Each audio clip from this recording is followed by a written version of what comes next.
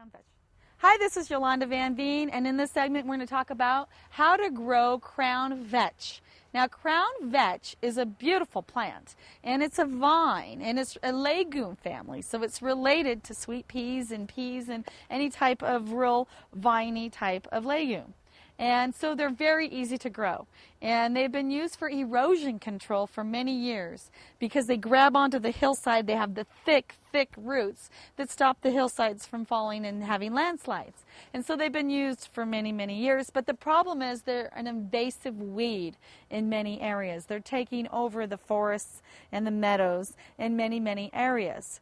So you have to be really careful when you grow Crown Vetch to not let it get into any wild areas. If you have a small garden, yes, that's great, but there's lots of other choices if you're using it for erosion control.